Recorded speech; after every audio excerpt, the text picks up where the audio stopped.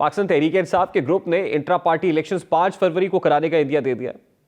देखिए, बड़ा अफसोस से मुझे कहना पड़ता है कि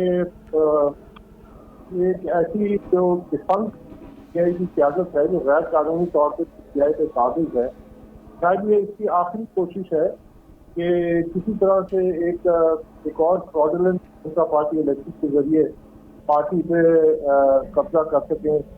शायद है हमने 25 जनवरी को एक इस्लामाबाद में कॉन्फ्रेंस भी बुलाई थी जिसमें फाउंडिंग मेंबर्स और फॉर्मर ऑफिस बेरर पार्टी के आए। तो हमने ये करारदाद में पास की थी कि अब इस कागज के नीचे जो नया इंट्रा पार्टी इलेक्शन एक और कुछ फ्रॉड हम हरगिज़ कबूल नहीं करेंगे। और हमारी कोशिश तो यही कि अफवाम और तफसील से आइंदा के लिए एक ट्रांजिशन प्लान हो सके। क्योंकि देखिए, जब इलेक्शन कमीशन ने अपना फैसला दिया इंट्रा पार्टी इलेक्शन पे, जो कि 22 दिसंबर को, और उसके बाद 13 जनवरी को सुप्रीम कोर्ट ऑफ पाकिस्तान ने फैसले की तस्दीक की, तो उसके बाद जो तमाम पीटीआई की क्यादत हुई कलअदम हो गई और मुकम्मल तौर पे ये इलीगल है किस तौदे के लिए। तो इन्होंने फिर एक नया ढोंग रचाया कि एक जनरल बॉडी मीटिंग 9 के कोई लेटर जारी किया और फिर ये तमाम कार्रवाई की।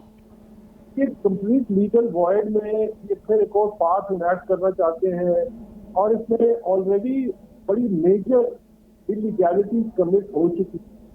तफसील में इसलिए नहीं जाता। नहीं, लेकिन अकबर साहब उन्हीं इलीगैलिटीज को रेक्टिफाई करने के लिए तो उन्होंने ये स्टेप लिया है कि अब जो ज़ाब्ते की कार्रवाई बनती है उसके तहत इंट्रा पार्टी इलेक्शंस कराए जाए।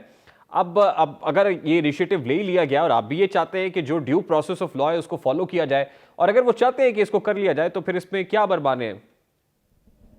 देखिए, जो ड्यू प्रोसेस ऑफ लॉ है ना, वो तो इलेक्शन कमीशन ऑफ पाकिस्तान तय करेगा।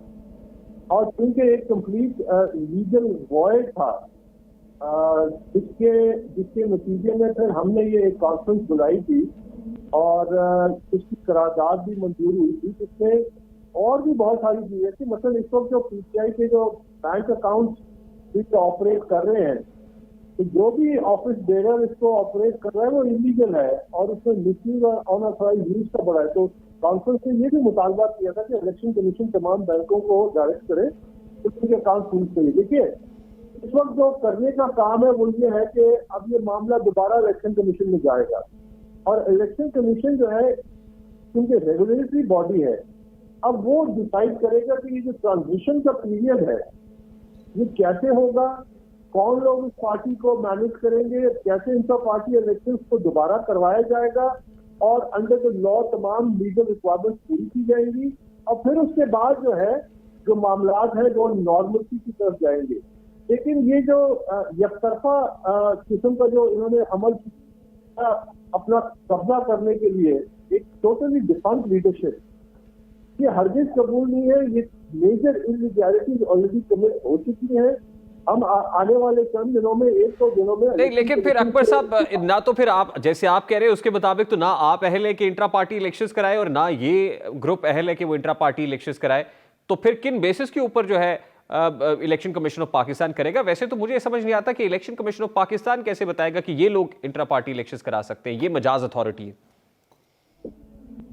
इलेक्शन कमीशन ऑफ पाकिस्तान, क्योंकि ये पहली दफा तो नहीं हुआ ना, पिछले 2 सालों से इन्होंने 2 से 3 दफा एक इंट्रा पार्टी इलेक्शन के नाम पे एक फ्रॉडुलेंट इलेक्शन करवाए, तो साबित हो चुके हैं। इंट्रा पार्टी इलेक्शंस जो अब 6 फरवरी को होने जा रहे हैं और पीटीआई की तरफ से अनाउंसमेंट हुई है कि इंतखाबात से 2 रोज कबल इंट्रा पार्टी इलेक्शंस होंगे, तो क्या वो इंट्रा पार्टी इलेक्शंस भी खिलाफ ज़ाब्ता होंगे और उनको भी election commission of Pakistan ultimately कलअदम करार दे देगा?